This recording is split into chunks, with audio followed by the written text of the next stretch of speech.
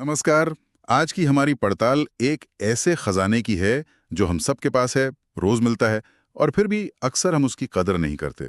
मैं बात कर रहा हूँ दिन के 24 घंटों की। हाँ, ये कमाल की बात है ना? बिल्कुल। हर सुबह ये 24 घंटे हमारे खाते में जैसे जमा हो जाते हैं। सबके लिए बिल्कुल बराबर। सबके लिए बराबर। पर जैसे जैसे दिन ढलता है ना, हिसाब बिल्कुल अलग हो जाता है। कुछ लोग इन्हीं घंटों से कमाल कर देते हैं और कुछ बस इन्हें गंवा देते हैं। और ये वाकई एक अनोखा संसाधन है, पूरी तरह से लोकतांत्रिक। ये अमीर गरीब छोटा बड़ा नहीं देखता, सबको एक जैसा मौका। पर अंत में फर्क इसी बात से पड़ता है कि उस मौके का इस्तेमाल कैसे हुआ। बिल्कुल। और इस्तेमाल की इसी कला को समझने के लिए आज हम झांक रहे हैं अर्नोल्ड बेनेट की एक पुरानी किताब how to live on 24 hours a day के कुछ अंशों में। 100 साल से ज्यादा पुरानी है, पर बातें आज भी उतनी ही सच्ची लगती हैं। हाँ, ये किताब एक गाइड की तरह है। सिखाती है कि समय को सिर्फ गुजारना नहीं है, बल्कि जीना कैसे है। सही कहा। तो आज हमारा मकसद है इन हिस्सों से वो नुस्खे निकालना जो शायद हमारी रोजमर्रा की भाग दौड़ को एक नई दिशा दे सकें। जैसा कि इन अंशों में कहा भी गया है, हर किसी के पास 24 घंटे होते हैं। फर्क सिर्फ इतना है कि कुछ लोग इन 24 घंटों से जिंदगी बदल देते हैं और कुछ लोग इन्हें बर्बाद कर देते हैं। बहुत सीधी बात है। और यहीं से वो बुनियादी सवाल खड़ा होता है जो आज की तेज रफ्तार दुनिया में शायद पहले से भी ज्यादा जरूरी हो गया है। कौन सा सवाल? यही कि अगर ये 24 घंटे ही वो असली दौलत हैं जो सबके पास एक जैसी है, तो हम इस दौलत का निवेश कैसे कर रहे हैं? हाँ। क्या हम सच में इसके मालिक हैं, या ये बस रेत की तरह हमारी मुट्ठी से फिसल रही है? ये सोचने वाली बात है। तो चलिए इसी सवाल की पहली परत खोलते हैं। समय का असली मूल्य, इसकी कीमत क्या है?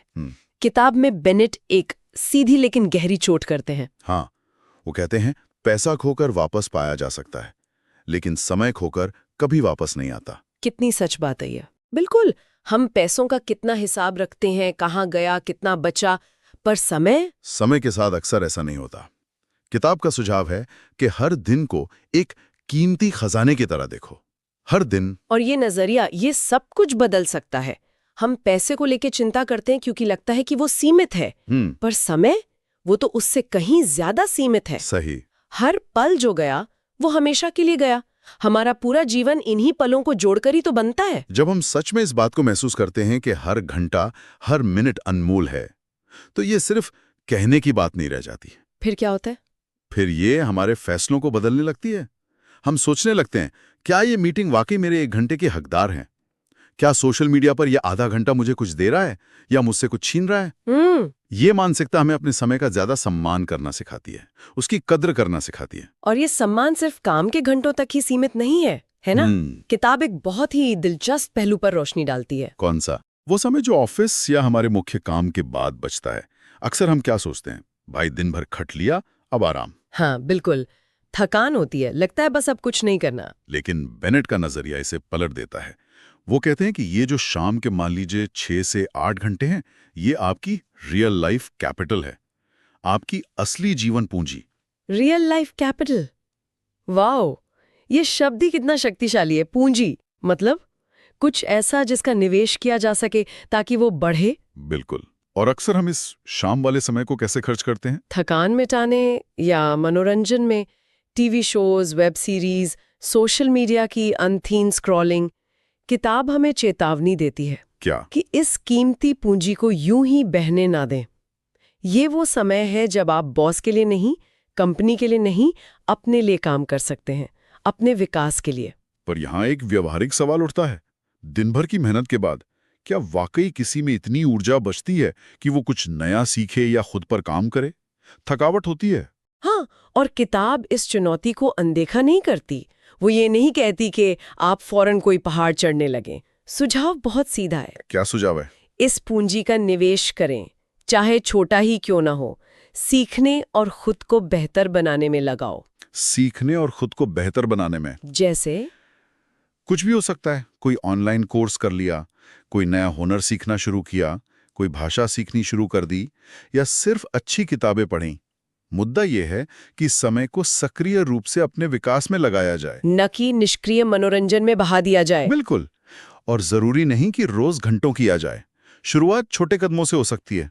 शायद सिर्फ आधा घंटा। मतलब ये कि इस जीवन पूंजी को सिर्फ खर्च नहीं करना है बल्कि समझदारी से इन्वेस्ट करना है, एकदम सही। ताकि भविष्य में इसका रिटर्न मिले। ये वो समय है जहां आप अपने पेशेवर दायरे से बाहर निकलकर अपनी व्यक्तिगत रुचियों, अपनी क्षमताओं को तराश सकते हैं।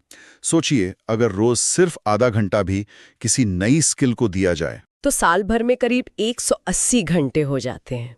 ये कम नहीं है। बिल्कुल, ये आपकी शख्सियत में एक नया आयाम जोड़ सकता है, आत्मविश्वास बढ़ा सकता है और शायद भविष्य में नए अवसर भी खोल सकता है।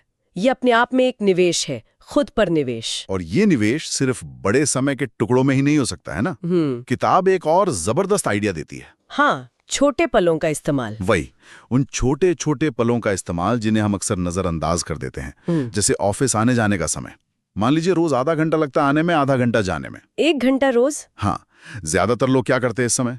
म्यूजिक सुनते हैं या बस खाली दिमाग से बाहर देखते रहते हैं, जिसे हम ट्रैवल टाइम या वेटिंग टाइम कहकर बेकार मान लेते हैं। बेनेट उसे एक अवसर की तरह देखते हैं। अवसर कैसे? किताब का तर्क है कि इन बिखरे हुए मिनटों को अगर इकट्ठा किया जाए तो वो भी एक बड़ी पूंजी बन सकते हैं। सुझाव भी बड़े प्रैक्टिकल हैं। जैसे कि आप ऑडियो बुक सुन सकते हैं, किताब सुनो। ज्ञान हासिल करने का कितना बढ़िया तरीका है। हाँ, ये तो मैं भी करने की कोशिश करता हूँ। या फिर आप नए विचारों पर सोच विचार कर सकते हैं। नए आइडियाज सोचो। कितनी बार अच्छे ख्याल हमें ऐसे ही खाली पलों में आते हैं, है ना? बिल्कुल, जब दिमाग थोड़ा शांत होता है। या फिर आप किसी छोटे स्किल पर काम कर सकते हैं।